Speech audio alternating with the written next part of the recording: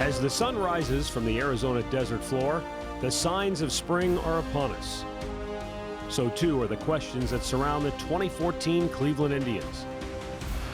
Gone are the recent familiar faces of disappointment, replaced by the mysterious faces of youth and potential. Starting pitching continues to be question number one. Who will solidify the back end of the rotation? Will John Axford nail down the closer's role? Is Carlos Santana the Tribe's third baseman of the future? And were the 92 wins and wild card berth of last season a tease for what lies ahead this year? We won't know these answers until long after the sun has set on Goodyear, Arizona.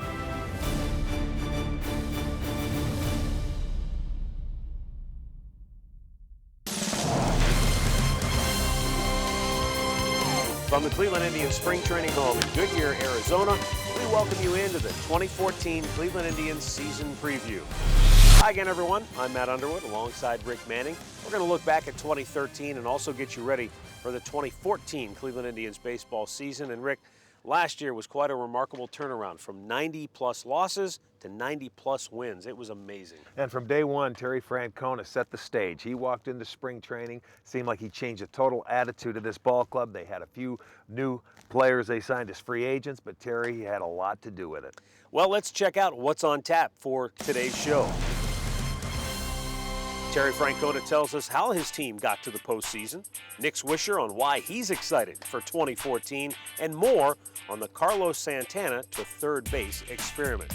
But first, let's look back to 2013. Every team that makes the playoffs has to have good starting pitching.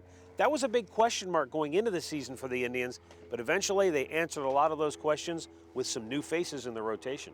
Well, the starting pitching was unbelievable. Going into it, they thought the bullpen was going to be the best, but Justin Masterson, the leader of this staff, stepped forward, developed his slider, and really had the strikeout pitch working, was able to get left-handers out. And then Corey Kluber, a guy who I think has some of the best stuff on this whole team. He's got 4 quality pitches. He took a step forward and really solidified himself in the rotation. And Danny Salazar, a guy that came up in July with an explosive arm and the ceiling, no telling how high it can go because he only had about 10 or 11 starts, but this guy can be fantastic. Add to the mix Zach McAllister and others, and the Indians had quite a recipe for success. But it all goes back to the ace of the staff, Justin Masterson, who really emerged as a leader last year. Anytime you're a leader, you lead by serving, and so we're all in it together. It's not like I have a greater knowledge than anyone else. I look at things one way, other guys look at things another way. So we can bring that all together and be able to work through the problems that may arise. We may not always agree, but that's more or less why I think it kind of works well. In addition to how good the starting rotation was last year, the Indians' bullpen was no slouch either. We're going to hear from new Indians closer John Axford coming up a little bit later in the show. But when you think back to a year ago, Cody Allen, he went from a top-flight prospect to a guy who emerged as a go-to guy for Terry Francona late in the ballgame. In 12, when I first got called up, there was, I wouldn't say like doubt, but maybe just a little uncertainty, just because you never really know. There's an unknown, isn't there? You never really know until you have a decent, a good amount of innings. So there was always that uncertainty. There was even that uncertainty, going into last year. And I'd say that kind of uncertainty is gone, but there's always adjustments to be made because guys are going to make adjustments to me, and I'm going to have to make small adjustments back just to kind of, stay ahead of them. It's a game of cat and mouse. Rick, in addition to Cody Allen, who are some other guys that come to mind who really stepped up for the Indians last year in that bullpen? I like Brian Shaw, who came out, the right-hander, has got a cutter slider, did a terrific job for Francona coming out of that bullpen. I mean, he really stepped it up. Mark Zapchinski, after the trading deadline, or right before the trading deadline, stepped up, and he, as a left-hander, really came out and gave him what he needed, gave the Indians what they needed, and you would like to have 2 left-handers coming out of the bullpen, so there will be a battle for that second one coming this year. And I think a big key this year for the bullpen is going to be Vinny Pastano. If he can bounce back like I believe he can, if this guy comes back to his old form, this bullpen can be awfully tough. Speaking of awfully tough, the Indians lineup last year ended up 4th in the league in runs scored. They were potent because you never knew where it was coming from. It was a lineup that had power throughout. It was a lineup that had pretty good batting averages throughout, and so it was a lineup that had just overall very good balance. And it starts in the outfield for me, because you've got Michael Brantley in left field, who became a tremendous player last year, rewarded with a long-term contract extension. And then you've got Michael Bourne, the igniter. First year in the American League, so obviously there was an adjustment period. But Michael Bourne, without a doubt, a big key to the Indians' success in 2014.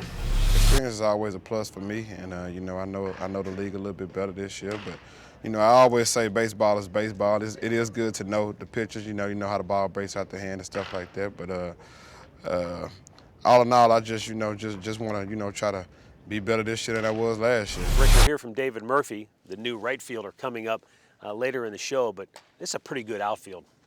Well, this is an outfield you're not looking for power from. These guys can play defense, they can run them down, they can throw the baseball, they can steal bases, but they're going to go out there, they're going to play every day, and they're going to get key base hits. Michael Brantley, one of the best clutch hitters on this ball club, if not in the league. And then you got Michael Bourne, who was getting used to the league last year. And I'll tell you what, this outfield goes out there, they're very competitive, and you have more than 3 guys that can play. You got probably 4 or 5 outfielders on this team. Everyone always says you want to be strong up the middle in baseball, and the Indians' keystone combination in the middle of the diamond is Drupal Cabrera, Jason Kipnis. Defensively, they were tremendous last year. And offensively, while Cabby's year might not have been up to standards, still very good, and he was good down the stretch. Well, for him, it wasn't up to standards. He's usually a very good clutch hitter and has been in the past. This is going to be his free agent year. Look for big things from him to come back and respond and have a very good year. And the ceiling for Kipnis, no telling how good this guy can be, because he really took it up a notch last year. Yeah, and Jason said one of the keys to last year, they learned as young players how to weather the cold spells as well as the hot streaks. The media, you guys hate us saying, well, it's a long season. There's a lot that can happen in 162, and you guys are like, oh, it's cliche and all that stuff. But you realize how many up and downs there are. That you're labeled as a team that can hit with runners in scoring position, and next year the top hitting team in the league the next month. There's just so many things that can go back and forth on. But I thought we learned that this group is resilient. That this group can win games. Rick, one of the more surprising developments of a season ago was the emergence of Yan Gomes as the everyday catcher on this ball club. Well, he was the guy that was added to the trade of Mike Aviles. And then he comes over here, and the next thing you know, 1 year later, he is going to be the everyday catcher. It was a total surprise. The guy can call a game, he can throw, he's outstanding at throwing out base runners. He turned out to be a very good hitter as well. Yeah, he put up big numbers, even though last year was truly a learning experience for Yan Gomes. I soaked in a lot of things last year. You know, I learned a lot from my defensive game to pitch calling and just learning how to handle myself. You know, Tito made it a huge point on me towards the second half of, in a way, kind of giving up your at-bats. I got to worry about a pitching staff now. I'm not going to have to be a little selfless and just forget about myself. The offseason for the Indians, Rick, was really a lot quieter than it was the season before, and for Tribe General Manager Chris Antonetti, that's a good thing. We come into spring training this year at a very different place than we were last year. I think we've got a much better sense of what we have. We've seen this group play together and play very well together for a year, and now we're trying to build upon that. How important was it a year ago to fill the needs that you had?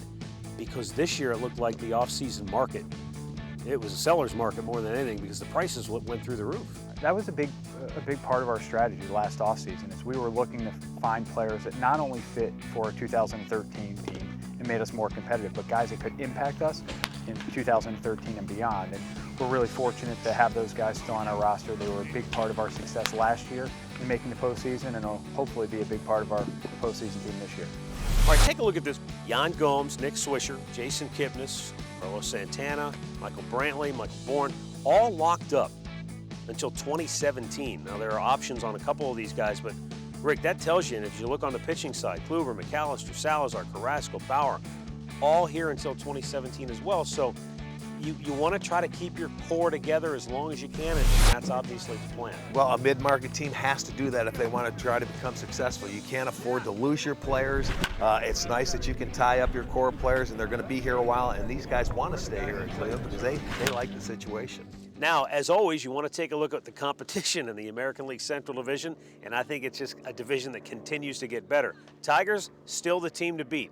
Royals, they got better. You know the Indians are going to be right there in the mix. The Twins have brought a lot of pitching on board this year as well. As you take a look here, Rick, interesting with the Tigers, though, because Prince Fielder, gone. Doug Fister, gone. Two key guys, Ian Kinslerlow and Joe Nathan, added. How do you think that bodes for Detroit? Well, they have the big payroll, but they're also coming back with the Cy Young Award winner and the MVP, and they have those guys coming back. They're talented. They're awfully good. Last year they didn't have a closer, so to say. Supposedly this year they do. You know they're going to be good. They're going to be the team to beat, as they have been for the last 3 years, so you just got to go. And the Indians have to play against them much better than they did last year. Always tough in the American League Central Division, regardless of who matches up head-to-head, with so many matchups throughout the 162-game season. Coming up next on the 2014 Indians season preview, how David Murphy's daughter broke the news of his off-season signing. The people around the school knew well enough to know that I had been with the Rangers for a while, and they kind of looked at one another, and the word spread a little bit. And what Terry Francona thinks the key to getting back to the postseason is. Like last year, just have a chance in September. Give us that last month to be in the mix. It depends. I mean, if we're 10 games up in August, no.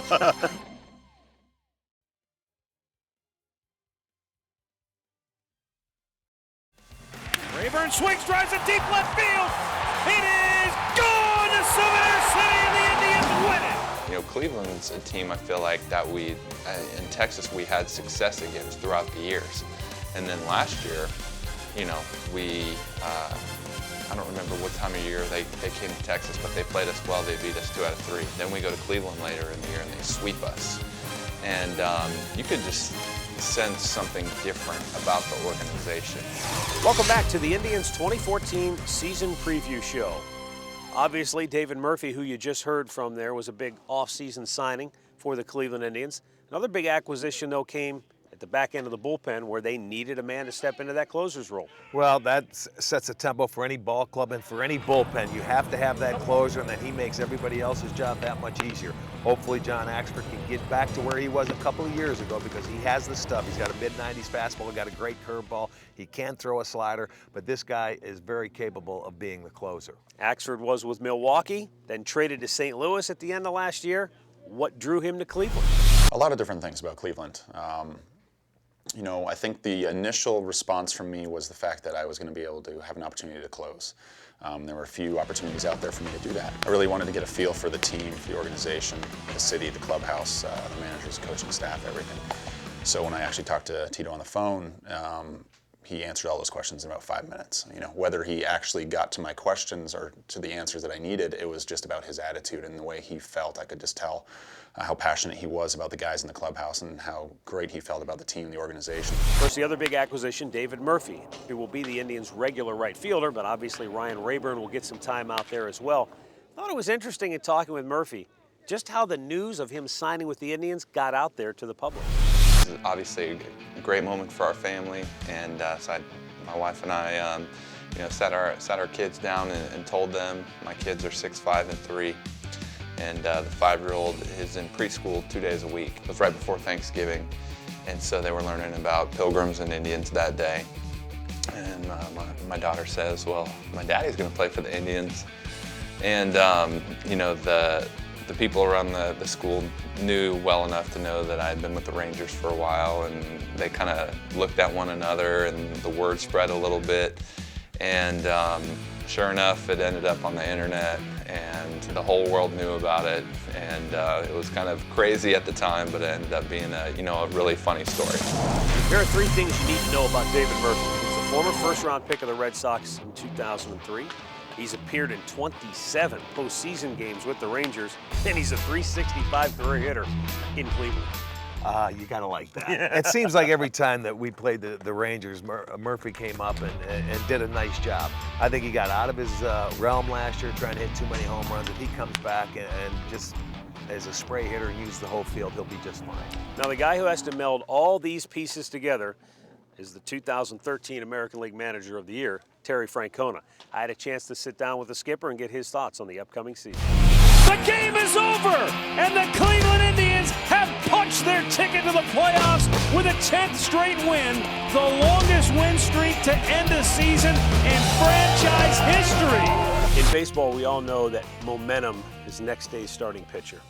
Having said that, what you built last year, how do you build off of that? Use that momentum without paying too much attention to the past. That's a good point, because you're taught, and we all believe that what you did not only yesterday but last year is in the rearview mirror.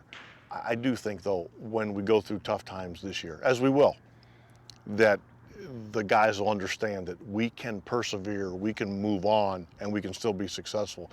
I remember last year's the first month when we get punched in the stomach, I felt like there was a little bit of, uh-oh, here we go again, as opposed to now the guys understand we can get through this and we can still get where we want. Yeah. How fun was it for you as a manager, as a leader of men, as a teacher, to see the young guys like Kipnis, Cabrera for that matter, Santana, who had been through the really tough times, to see them kind of turn that corner and say, hey, you know what, we can do this. And then we were going through that last couple of weeks with guys like Kluber, McAllister. They had never been in it before. And it was really fun, because we felt like, to a person, we could win with those guys. And nobody was backing off, nobody was giving in. It was fun. It makes it even better. When you grow to trust your guys, that doesn't guarantee you're going to win, but it makes it a lot more fun. In this day and age in pro sports, it's kind of rare to see a true team. And that's something that you had last year. And I'm curious, is that something that you personally, can you have a hand in creating that kind of chemistry, or is that just something that happens? Well, I think we as a staff, we try really hard to kind of have an atmosphere where guys want to do the right thing. Saying that, then you got to have the guys. And they have to buy into the team first. Everybody wants to play. We know that, but you got to have guys that are willing to accept maybe not playing when they want to, not being a divisive factor, even to the point where they're helping when they're not playing. We have guys like that. Is there an element of your team, is there an aspect of your team you say, for us to get to where we want to go, this group of guys has to get better, they have to improve? Anytime you're trying to get good in a baseball season, you have to pitch, and you have to pitch consistently. And the only thing that where I have to be a little hesitant is our guys haven't done that. You know, Masty has, you know, but we love Kluber, we love McAllister, we love Salazar, but they haven't done it. You know, you look at Verlander and Scherzer and Sanchez, they've done it from year to year to year. They kind of know what to expect. So you have to kind of temper your expectations, but we love them. Is it oversimplifying to say, we just want to be like last year, just have a chance in September? Give us that last month to be in the mix. It depends. I mean, if we're 10 games up in August, no. But, I mean, again, we know, you know, Detroit's good. Kansas City, I think, I'm surprised Kansas City's people aren't talking more about them, because they're hard to play. It's not going to be easy. I don't think we expect it to be easy, but we really like our guys and we trust them. And it may not always work, but we'll get through the tough times together and we'll try to figure it out where we can get to the finish line. Nick, you've been around the game a long time. You've seen a lot of different managers, a lot of different styles. What do you think makes Francona successful? He communicates with everybody so well. I don't care if it's a clubhouse guy all the way up to the president of the company. He can communicate with anybody, and he treats these guys as men. He lets them, he holds them responsible for what they have to do. And you know what? Man up. And he treats you like a man. So if you can't play for Terry Francona, you can't play for anybody. Coming up later in the show, we're going to hear from Nick Swisher, who also signified a culture shift in the Indians clubhouse this year.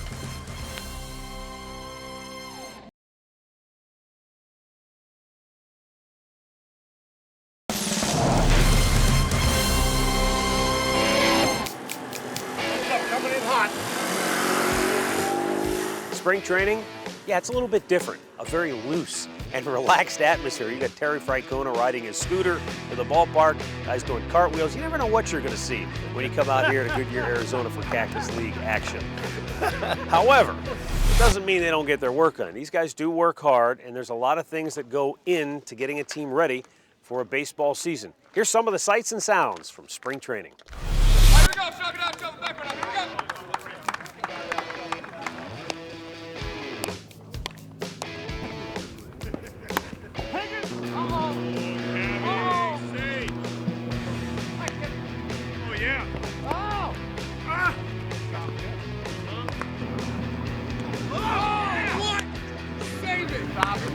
Swish! Oh! Ha! Old habits, Trip!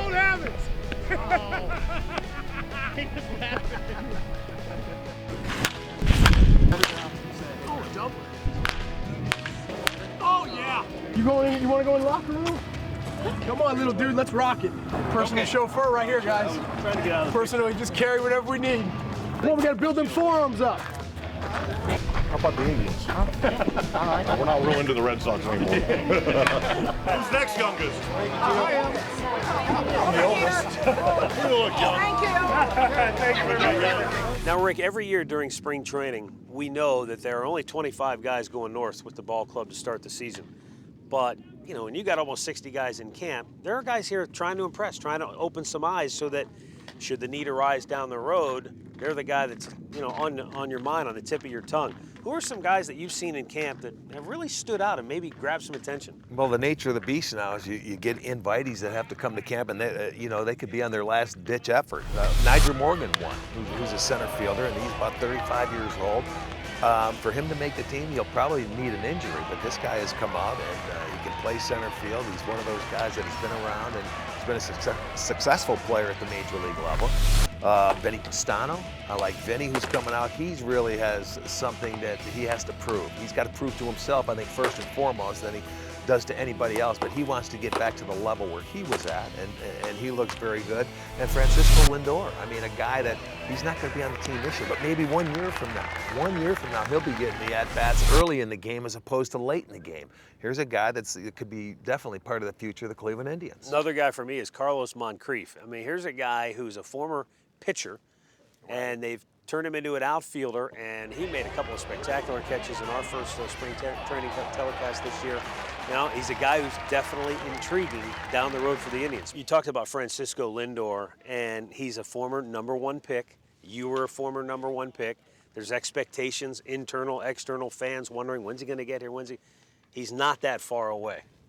No, he's not. Defensively, he could play here right now, and it's just a matter of time until he gets to the big league level. Will his bat transfer to big league pitching? We'll have to wait and see. I'll tell you one thing, I was really impressed. I had a chance to sit down with Francisco Lindor, very thoughtful and very determined. Oh, terrific. Francisco Lindor with a terrific flip. Wendell turns 2, and the Tribe's out of the inning. So I'm thinking to myself, 3 years ago, you're getting ready to graduate from high school.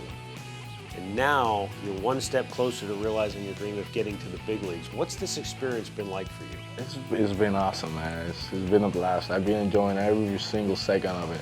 Do you think of yourself, some of the guys you were in school with are in college still, and you might be in the big leagues this year, maybe?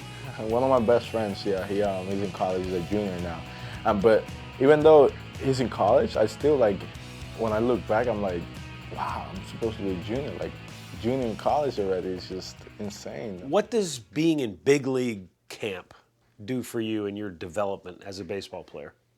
It makes me realize how everything works in the big leagues, how the guys go about their business, how they act in the clubhouse, how they act outside, and like that's very important for me. Like I wanna make sure I'm a good teammate. I wanna make sure I'm a great family member, great son, hopefully one day a great father, and I just wanna make sure I do everything, try to do everything right.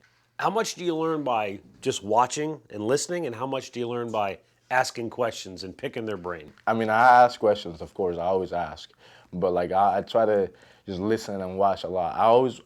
Growing up, I was always like that kid that he watched a lot, and like I just learned from watching, because I always like, growing up, I remember watching Alomar, watching Vizquel, watching Jose Reyes when he was like in New York big time, Derek Jeter, Whiskey, watching them play, and like, it was just like, I always like pick something from each and one of them, watching a dribble, and like I still do that. What makes you Francisco Lindor? What makes you special? Feel my character, I try to be as most like genuine as I can. I try to be very genuine. I mean, I just try to be happy and help my teammates, just not by like thinking I know more than them, just by, you know, good morning guys. how are you today? And I'm always smiling, always, no matter what I'm going through, I always try to smile, always try to have fun. You've obviously put a lot of thought into your development as a person and as a ball player. When did you first think, I want to play in the big leagues?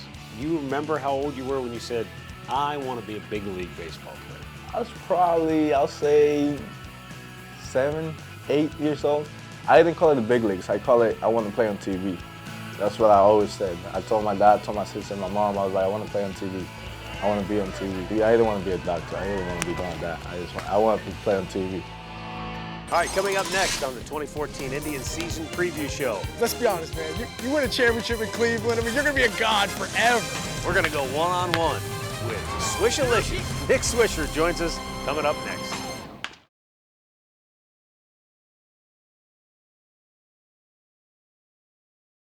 Now that's going to leave it up to Jason Giambi. Giambi's had so many big moments in his career, and he had one of them earlier this year against the White Sox. Love to see one of those. Reed ready, 1-1 pitch. Giambi with a drive! Deep right field! Are you kidding me? Oh my! The Indians have won it! Their 11th walk-off win of the season, and none more dramatic than this one right here, right now.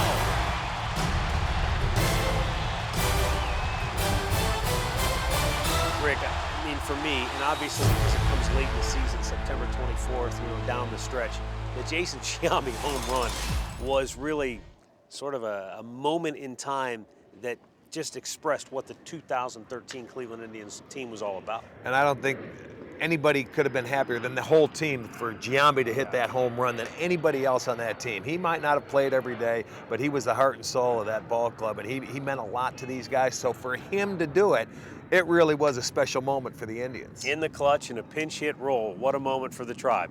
Right now, let's head over to Ken Rosenthal for the Rosenthal Report. I'm not quite sure what to make of the Indians. They're coming off a stirring wild card appearance, a breakthrough 92-win season. It's entirely possible that the offense will be better than it was a year ago, particularly if Carlos Santana proves capable of handling third base. My concern is the pitching. It's no secret that the Indians lost 2 prominent starters, Ubaldo Jimenez and Scott Kazmir, and 2 prominent relievers, Joe Smith and Chris Perez. The bullpen, with the additions of John Axford and Josh Outman, should be okay. In the rotation, though, there is an awful lot of pressure on the Indians' younger starters, and for that matter, on Justin Masterson, who is the sole veteran, but not really an ace. Don't get me wrong, the young pitchers have a ton of upside. But at some point, the Indians likely will need to trade for a starter, and the obvious piece to dangle would be shortstop Asdrubal Cabrera, who is a potential free agent and placeholder for one of the game's top shortstop prospects, Francisco Lindor. This is Ken Rosenthal from Spring Training. Back to you. Thanks, Ken. And now, the moment you've all been waiting for. We're going one-on-one with the incomparable Nick Swisher.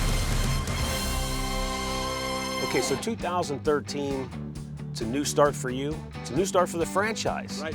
What did you identify when you came in? I mean, everyone talks about Terry Francona changing the culture, but you and Giambi and Rayburn, the new guys, you had a hand in that as well. Well, I mean, obviously I don't know how it was, previous years up until we got here, but I think kind of you start spring training off and you walk in, there's 15 new faces around. I'm sure Brantley and guys like Kip and Santana were like, are we on the same team? Completely different coaching staff. At that point, no one really, knows anybody at that point. So, we had to battle and develop that camaraderie and develop the identity of who we are now. It wasn't our goal to come in here and be a flash in the pan type of team. I want to come here and do my best along with this squad to help change the perception of this organization and how we're treated. The up and down nature of a baseball season, even the best teams have their slumps. They go through their periods where you're not sure. But the 2013 Indians had some serious swings of momentum. I mean, we had some serious, we had like the best losing streaks ever. We had the best winning streaks ever. I mean, it kind of was that emotional roller coaster, but I think at the end of the day, when you look at the standings and you see 92 wins, you're saying to yourself, wow, I mean, that's impressive. I mean, I think it was something like 69 the year before. I mean, that's a complete flop, and I think that just has a lot to do with the guys we have on the team and the personalities and characters we have and the willingness to go out there and fight. Now, you've got postseason experience. You've been in the big moments and the big games.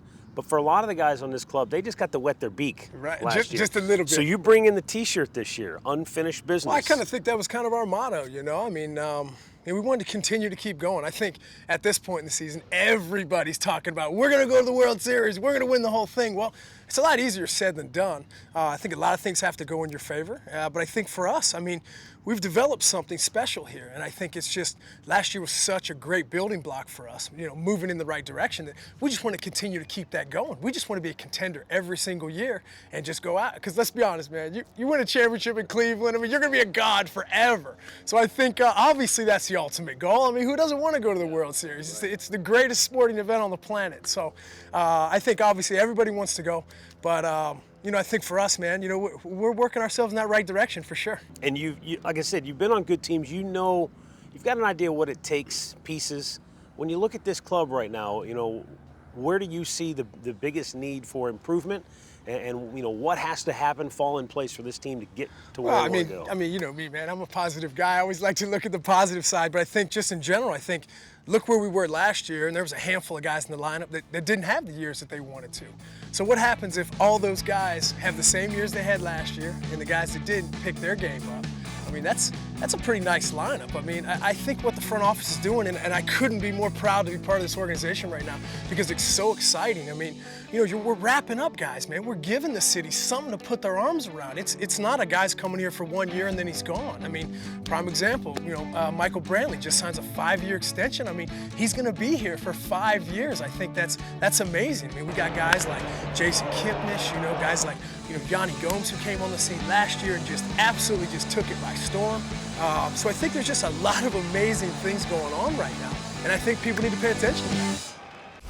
Rick, one of the things that really has stuck with me after having spent a year now with Nick Swisher is that, you know, when you watch him from afar, you're not sure, is that real? Is that really who he is? And it really is. He's up, he's got the big smile, he's always on, and I mean, he's as real as they come. That's the amazing thing. You're spot on. He really is, because I remember watching him in Oakland, in Chicago, in New York, and you see him from afar and you look at that guy and you say, you can't be like that every single day of the year. But this guy truly is. I like the fact he brought the unfinished business T-shirts, passed them around to his teammates.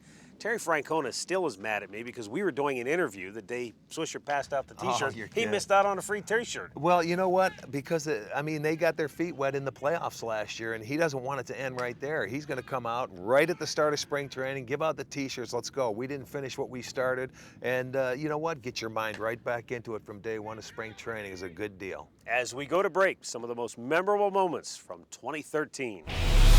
This takes off. Swisher lines it right field line. Fair ball! Indians win it!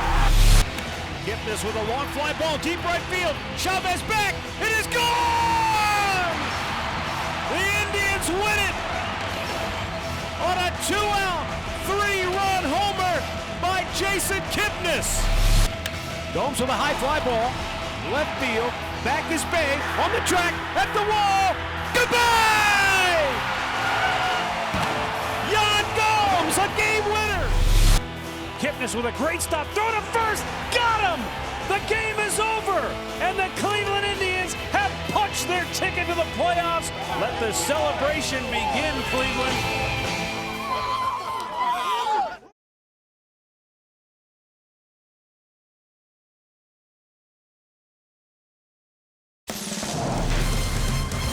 We wouldn't have been where we were at the end of the year if we didn't have guys like Yanni Gomes coming to his shoes, Rayburn off the bench with big hits, Brantley doing what he has done.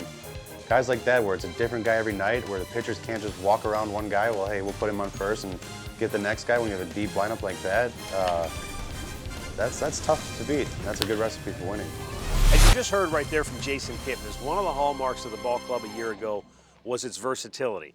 That's not by accident, folks. Terry Francona is looking for players who are versatile. But here's the key, Rick, and you and I both know this. You have to be able to play. And it's one thing to have a guy on your bench, but if he can't do the job, if he can't really contribute, he's just taking up space. And Terry's got players who, when their name is called, they step up and they deliver. That's why Terry Francona likes veterans, because it's so much easier for veterans to come off the bench and perform, because they realize, hey, they're not in their day in the sun is gone. They're here to specialize and do certain things. The Goon Squad, as they were called last year. You got Giambi, you had Aviles, you got Rayburn, and Gomes started earlier in the year. You need a good bench if you're going to be successful at the major league level, and Francona knows that, and that's why he treats those guys like they're regulars every single day. Now, right along with that versatility comes the big story of spring training this year, Carlos Santana moving from behind the plate to third base. Now, he came up as a third baseman, but how tricky is this transition at this point in his career? It's going to be tricky, but you got to respect Carlos Santana wanting to do anything he can for the team. So you got to love that. He's going out there. He worked very hard in winter ball. I mean, this is something that if it works, it could be great. If it doesn't, he goes back to being a DH first baseman, and he can catch a little bit. So if it works out, there's really a lot of room for improvement. Talk about Ryan Rayburn, part of the Goon Squad, and his versatility so important for this ball club. He'll see some time in right field. David Murphy's going to play out there, but Rayburn will get his at-bats in the outfield as well. Well, as hot as he was last year, he had a couple of strings there where he was hitting home runs at will, and he went out there against left-handed pitching. And you know what? It just seems like Terry knows when to put guys in, when to give them a rest. He had some leg problems last year that kept him sidelined towards the later part of the year. It would have been better than that. But when you hit 15 home runs and 240 at-bats, that's pretty darn good. And what's great about David Murphy, here's a veteran who's been around on very good teams, and yet he knows his role with the Cleveland Indians. Hopefully I'm a winning piece. You know, I've had a chance to be a part of some postseason teams, some teams that have gone to the World Series. And it's not like I was the driving force behind any of those teams. And, you know, I'm fine with my role. I know who I am. You know, that's also a good thing at times. You know, a pitcher gets through the 3, 4, 5, you know, the meat of the lineup, and they might think they can take a deep breath getting down in the lineup, and you know, that's when you might get a mistake and make them pay. You know, Rick, no general manager wants to have to go out and replace more than one starter. I mean, if you have to replace one, that's understandable, a little easier to deal with. When you've got to replace multiple starters, that's a challenge. Well, it is, especially when you're replacing 23 wins, 340 innings, and that's from Ubaldo Jimenez and also Scotty Kazmir last year, free agents, signed elsewhere, but the opportunity is there. They have guys to replace them, but now it's these guys are going to have to step up and improve. And I mean, if they do, some exciting things can happen. If they don't, it could be a long year. Yeah, and you got guys like Josh Tomlin, Carlos Carrasco, Trevor Bauer. Those are the young guys that are fighting for spots in the starting rotation, and guys who the Indians are obviously counting on for the upcoming season. Well, a special addition to our Indians broadcast last year was the Phantom Cam. We had a lot of fun watching the great shots that the Phantom Cam brought you. Here are the best of the Phantom Cam.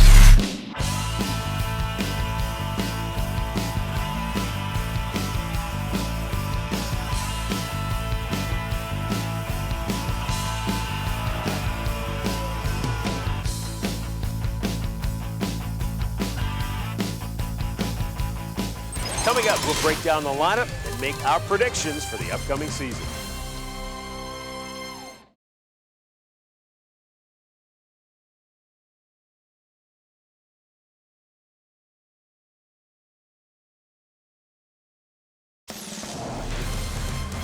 Back for the 2014 Indians season preview from picturesque Goodyear, Arizona. Well, it won't be long now, and the 2014 baseball season will be right here, and it'll be game on. And I think one of the most fun things to do for any fan is to play manager, because we don't have to take the bullets and the arrows that the manager has to. But, you know, it's always fun to say, well, if I was the manager, I'd bat the team like this. Rick, Terry Francona has already told us, look, the batting lineup, don't look too much into what I'm doing in spring training, because come opening day, the batting lineup might look a little bit different. But from where you sit, what do you think the Tribe's lineup will look like? Well, it'll change, it'll float depending on lefty, righties, because remember, they have 3 switch hitters, and he can mix and match anywhere he wants. But you know Bourne's going to lead off. Okay, so you can put Swisher, a switch hitter, second. You can have Kipnis third. You can have Santana, the switch hitter, fourth. And then from that point on, you can go anywhere you want. You can have Brantley, who slides up and down the lineup from 1 through 9. He can do that. And then you've got Cabrera, another switch hitter that can float into that number 2 hole. It depends on how they're swinging, if they're driving in runs. You also have Murphy, Rayburn that can float in depending on left and right situations. Right. So, And that's what's important too, is because depending on what starting pitcher's on the hill, that can adjust the lineup. well, look at last year against left-handers. They were terrible the year before because they were a dominantly left-handed lineup. Last year they had the switch hitters. They got a couple of more right-handed hitters. They killed lefties. Yeah. So, I mean, he has options. How many, Cy Youngs did they beat early in the year last year? All of of the first 8 that they faced. They beat 7 out of the first 8 they faced. Wearing them out early last season. Well, ultimately, what last season led to was a 1-game wild card playoff scenario. Ultimately, the Tribe lost. That was unfortunate, but you know what? I talked to a lot of the players down here, and just getting a taste of the postseason has them hungry for a whole lot more. I mean, nothing right now compares to that wild card game in Cleveland. The energy, the fun, the joy, the buzz that was created in Cleveland in general over the year. Just walking out to the field, just kind of, it didn't feel the same, you know? It was kind of like I kind of feel my body a little bit, but that's kind of what you play for, you know? You play for the big games. Last year was such a great building block for us, moving in the right direction. We just want to continue to keep that going. You hear about guys who go maybe like 8, 9 years in the league and they never get to experience it at all. And then, granted, we only got 9 innings, but to know a little bit of what that feels like now that's got to be your goal for every season from here on out for your career. All right, now comes my least favorite part of the show, where we make predictions. Because generally, we're lousy at making predictions. It's so hard to predict what happens during the course of a 6-month season. Injuries, performance, up and down. It's a very difficult thing to do. But since they holding us to it here, who's your breakout player this year? Maybe your Jan Gomes for 2014. Who are you looking for? I'll go out and I'll say Corey Kluber.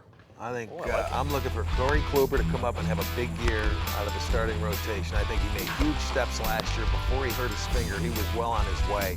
And I think he got a taste of it. He's got very good confidence. He'll come back and he could be, I think, a top of the rotation guy. All right, in the Central Division now, you've got the Indians in there last year, just behind the Tigers, a game behind the Tigers. You know the Royals are going to be right there in the mix. Who do you think ultimately wins the Central Division? Well, closing quickly, we're the Royals in the second half. They had the best record in baseball, I think, in the second half of the year. The Indians, they finished so well the second half of the year. Detroit's the team that's won it the last 3 years. They have the big payroll. They're going to be expected to win it. Now, predicting-wise, you can't tell. You have to stay healthy. Who's going to get hurt? Cabrera was hurt for the Tigers a little bit last year. He played through it. The Tigers are the team they have to beat. So until somebody unseats them, I'm going to say the Tigers are going to win that division. All right, Rick, so if they don't win the Central Division, 92 wins got them into the 1-game wild card scenario a year ago. 92 wins do it again this year? Probably. It was only the second time that 2 teams came out of the Central and made the playoffs. So you think 92. It all depends on what happens out west. Everybody expects the West to be better. And how many wins are they going to have when you have Oakland out there and you have the Angels and everybody picks the Angels? Who knows? The East could get it. It's going to be tough, but I would say 92 wins, you're in pretty good shape to make the playoffs. All right, guys, as the old country saying goes, the hay is in the barn. It's time to go hunting. The season is upon us. We thank you for watching the 2014 Cleveland Indians Season Preview Show.